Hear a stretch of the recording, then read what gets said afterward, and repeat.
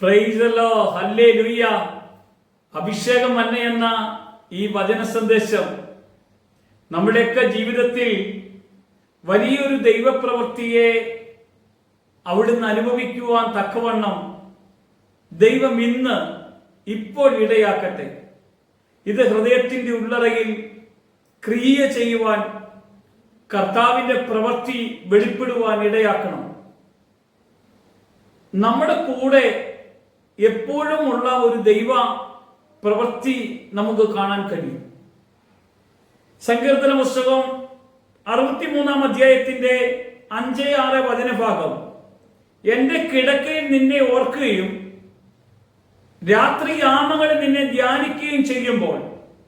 എപ്പോഴാണ് എന്റെ കിടക്കയിൽ ഞാൻ എന്റെ ദൈവത്തെ ഓർക്കണം, നിന്നെ ഓർക്കുകയും രാത്രി യാമങ്ങളിൽ നിന്നെ ധ്യാനിക്കുകയും ചെയ്യുമ്പോൾ എന്റെ പ്രാണനും മജ്ജയും മേധസ്സും കൊണ്ടെന്ന പോലെ തൃപ്തി വരുന്നു. എന്റെ വായി സന്തോഷമുള്ള അധരങ്ങളാൽ നിന്നെ സ്തുതിക്കുന്നു.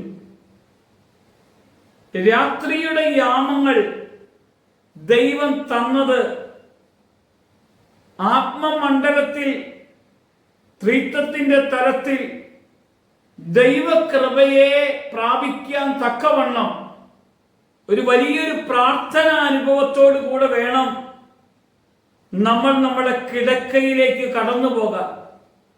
ദൈവത്തെ അറിഞ്ഞ് വിശുദ്ധിയോടും വേർപാടോടും കൂടെ കർത്താവിന്റെ വചനത്തെ ഏറ്റെടുത്ത് സത്യത്തിന്റെ വഴിയിൽ കടന്നുപോയി കുറെ നാളുകൾ കഴിഞ്ഞപ്പോൾ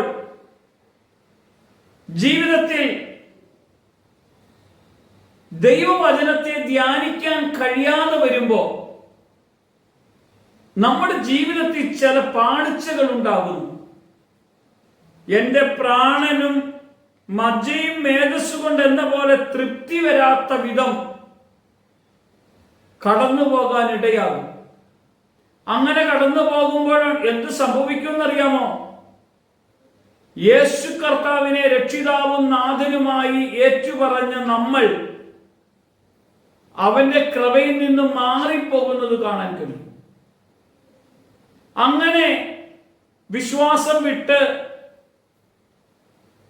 ലോക പാപബന്ധനങ്ങളിലേക്ക് പോയ അനേകം മനുഷ്യരുണ്ട്. പ്രിയമുള്ളവരെ,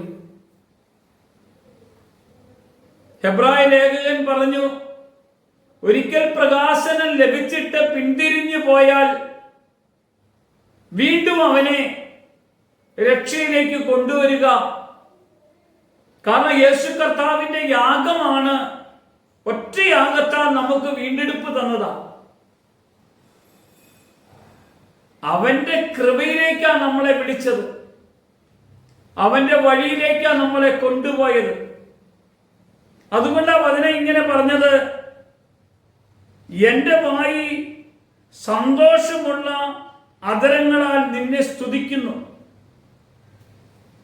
ചില ഭവനങ്ങളിൽ ഭാര്യ ഭർത്താക്കന്മാർ തമ്മിൽ ഒരു സ്വരച്ചേർച്ചയില്ലാതെ കടന്നു പോകുന്ന അനേകം ഭവനങ്ങളുണ്ട്. ഭാര്യ പറഞ്ഞാൽ ഭർത്താവ് ഒരിക്കലും അംഗീകരിക്കില്ല, ഭർത്താവ് പറഞ്ഞാൽ ഭാര്യ അംഗീകരിക്കുകയില്ല. ഭാര്യ പറയുമ്പോൾ ഞാൻ പറയുന്ന ശരി, ഞാനാണ് വിശ്വാസത്തിൽ നിൽക്കുന്നത്, ഞാൻ പ്രാർത്ഥിക്കുന്ന വഴിയാണ് ശരി. ഭർത്താവ് പറയും, ഞാൻ പറയുന്നു നീ പോകുന്ന വഴിയല്ല, ഞാൻ പോകുന്ന വഴിയാണ് ശരി. പ്രിയമുള്ളവരെ, ദൈവവചനം ധ്യാനിക്കാൻ തുടങ്ങിയാലുണ്ടല്ലോ നമുക്ക് തൃപ്തി വരും. ആര് പോകുന്ന വഴിയാണ് ശരിയെന്ന് തിരുവെഴുത്ത് പ്രകാരം നമുക്ക് തിരിച്ചറിയാൻ കഴിയും.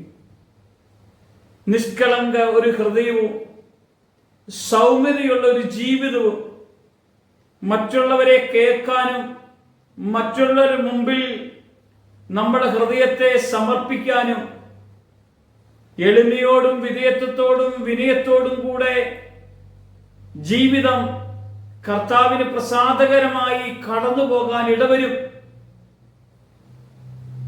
എന്റെ വായിൽ സന്തോഷം വെളിപ്പെടണമെന്നേ ഒരു പാഴ്വാക്ക് പോലും പറയാൻ കർത്താവേ ഇന്ന് ഈ ദിവസം അനുവദിക്കരുത് എന്ന് പറയണം. ജീവിതത്തിൽ ഉപേക്ഷിച്ച പാപങ്ങളില്ലേ, അതെപ്പം വേണമെങ്കിലും തിരിച്ചു വരാൻ സാധ്യതയായി കടക്കുന്ന ചിലതുണ്ട്. അത് നമ്മുടെ ഉള്ളിലേക്ക് തിരിച്ചു വരാത്ത വണ്ണം നമ്മൾ പ്രാർത്ഥനയോടെ മുന്നേറണം. ഇന്ന് നമുക്ക് കർത്താവിന്റെ സന്നിധിയിൽ കൊടുക്കാം.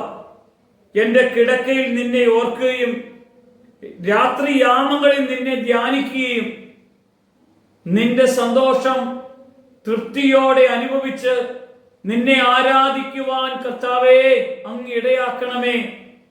അവന്റെ ശക്തിയാൽ, അവന്റെ കൃപയാൽ, അവന്റെ അഭിഷേകത്താൽ എന്നെ ഇന്ന് ബലപ്പെടുത്തണം. അവന്റെ മഹത്വം എന്റെ ജീവിതത്തിൽ വെളിപ്പെട്ടു വരണം.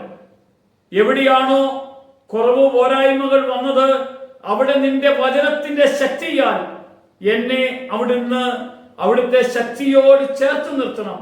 യേശു മഹത്വം എടുക്കട്ടെ. യേശുവിന്റെ നാമത്തിൽ തന്നെ ആമേൻ.